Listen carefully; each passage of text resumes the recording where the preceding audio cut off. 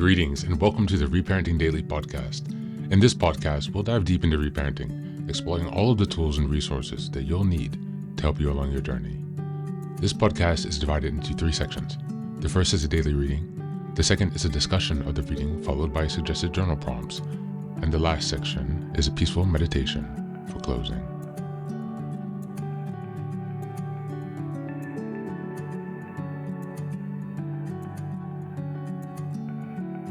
Good morning, good afternoon, and good evening from whenever and wherever you're joining us today.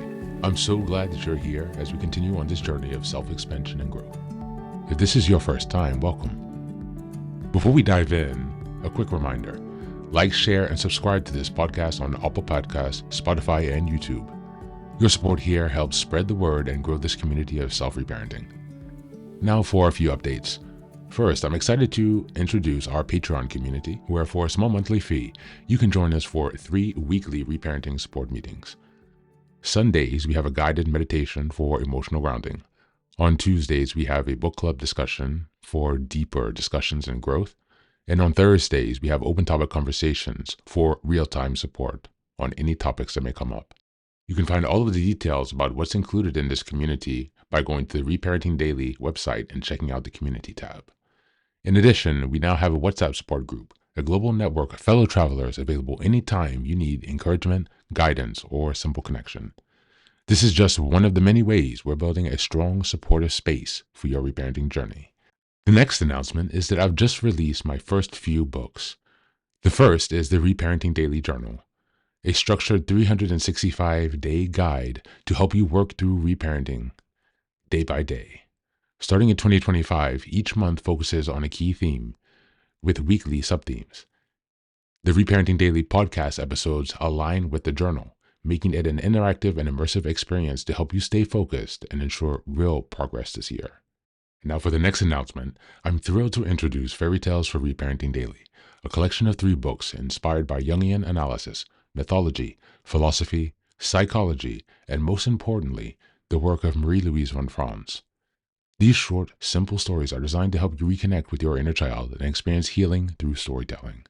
What makes these books unique? Well, at the end of each story, there's a deep dive analysis exploring its themes, explored by journal prompts to help you reflect on how these lessons relate to your personal journey. All of these books are now available on Amazon, so go ahead and take a look and support this project. Reparenting is a journey of growth, iterative change, and continuous improvement. Much like nurturing the bonsai tree, it requires patience, care, consistency, and attention. Thanks for being here and supporting this work, and for committing on your journey of self-expansion. Now, without further ado, let's dive into today's practice. Today's reading is from Psych Central. It's an article entitled Understanding What Your Emotions Are Trying to Tell You. Just as a reminder, we're in May, and the theme for this month is emotional regulation. We're in week 1, which is May 1st to the 7th. And the theme of this first week of May is understanding your emotional landscape. As always, I'll read a portion of the article and I'll leave the link in the show notes, and I encourage you to check it out there to read it in its entirety. Understanding what your emotions are trying to tell you. Understanding emotions can elevate your relationships and change how you relate to the world. It's not always easy to recognize a feeling. You might label it anger on the surface, but what is it deep down? Frustration? Resentment? Maybe annoyance? Emotions are one-dimensional, but it's natural to feel. But it's natural you're feeling something you cannot put words to. However, understanding your emotions can help you identify them in other people and may enhance how you interact with everyone you meet. What are emotions? Emotions are complex. A 2017 research review suggests they are a combination of physiological responses, subjective impressions, and personal expression. What's happy for one person can be vastly different from what's happy for another, even in the same situation. What is emotion for you depends on your perception, resilience, and coping mechanisms. While emotions may be conscious, individuals' experience of feelings come from specialized neural activations in several regions of the brain's cerebral cortex. In a 2021 review on the brain's roles and emotions, researchers note these experiences can occur from the amygdala, constantly taking in and evaluating sensory information. The brain addresses these sensory inputs from complexity, intensity, and other variables that help assign it an emotion. For example, if your emotional state is unhappy at work, something has to give your brain that sensory input, whether it's pressure from deadlines, comments from a coworker, a combination of factors like lack of sleep or not eating enough. What's the purpose of emotion? Understanding emotions fully involve knowing why emotions are part of life. There's a reason why you have both positive and negative feelings. Experience and emotion is your body's way of relaying information to your consciousness. If you are afraid, for example, the sensory input around you might translate as harmful, and your brain may want you to take action. This experience of feeling then causes a cascade of other important processes that help you grow, learn, and ultimately survive. 2017 review elevated the importance of emotion from an evolutionary standpoint. The research identified emotion as essential for cognitive processes such as perception, attention, memory, reasoning, problem solving, and learning. These processes are linked to personal growth and the broader concept of learning. You feel afraid, for example, so you become focused on the threat. Identify the threat for future avoidance. Brainstorm how to escape. Contemplate how the threat is dangerous. Understand consequences and why you're in danger. Emotional awareness is the ability to identify emotions in yourself and others. Emotional awareness is multifaceted. Danielle Crawl, a clinical psychologist in Scottsdale, Arizona, says, "It is only knowing that emotions are physical sensations and knowing where in your body you feel specific emotions." She adds that most people only use variations of happy, sad, or mad to describe their emotions, but actual emotions extend far beyond these basic constructs. Part of developing emotional awareness is learning other ways emotions can present themselves. It's difficult to understand our emotions when we do not have the language to describe them. What makes someone emotionally unaware? If you feel out of touch with your emotions, there are several reasons this might be the case. Attachment style. Attachment theory suggests how closely you bonded with your primary caregiver in childhood can dictate your emotional availability as an adult. For emotionally distant, unavailable, and rejecting attachment figures through childhood is often a common experience for people who find identifying and discussing their emotions challenging. If your caregivers were emotionally apathetic or withholding, it's natural you may learn to model that in adulthood. Trauma.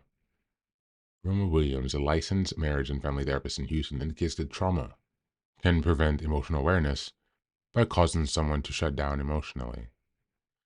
This self-protective state can prevent you from feeling emotions or recognizing them in others. And mental health conditions. There are certain mental health conditions that can cause someone to be emotionally unaware. For example, people with borderline personality disorder may have difficulty regulating their emotions and understanding what they are feeling. And other mental health issues that might contribute to difficulty with emotion include PTSD, major depressive disorder, generalized anxiety disorder, and substance use disorder.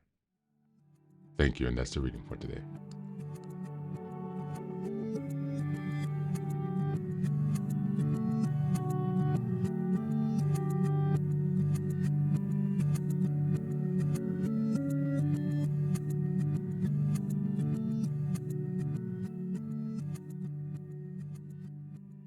Welcome back, welcome back. This reading offers a powerful introduction to May's theme, emotional regulation, and directly supports week one's focus of understanding your emotional landscape. It explains that emotions are complex, multi-layered experiences shaped by both neurological processes and lived experiences. Emotions aren't just happy or bad, they blend of physiological state signals, personal perception, and external expression. By Learning to identify what we're truly feeling, frustration under anger, grief under irritability, we unlock more nuanced awareness and communication, which in turn improves our interactions with others and our ability to self-regulate. The text emphasizes that understanding emotions not only helps us survive, but also grow, reason, problem solve, and learn, making emotion a key part of our evolutionary intelligence. Importantly, this reading also explores why many people struggle to identify or understand emotions. It discusses how attachment wounds, trauma, and mental health conditions can dull or block emotional awareness, particularly when childhood caregivers were emotionally distant or rejecting. For those on a reparenting journey, this insight is crucial. If you were not taught to recognize or express emotions as a child, it's not your fault, but it is your opportunity to reclaim that emotional literacy. Developing this awareness is the first step towards emotional regulation. By learning the language of your emotions and becoming attuned to how and where they show up in your body, you can begin to map your emotional landscape. And only then can you begin to navigate with clarity, strength, and compassion. As we go into the journal prompts today, number 1, what emotions have I felt most over this week? And how did they physically show up in my body? Tight chest, tense jaw, restlessness. Number 2, looking beneath the surface. What might be the deeper or more vulnerable emotion hiding behind a recent feeling of anger, sadness, or anxiety? And number 3, how did my caregivers respond to emotion when I was growing up? And how might that have shaped the way I relate to my own feelings today? Thanks so much for being here. As always, take care of yourself. And please do you all.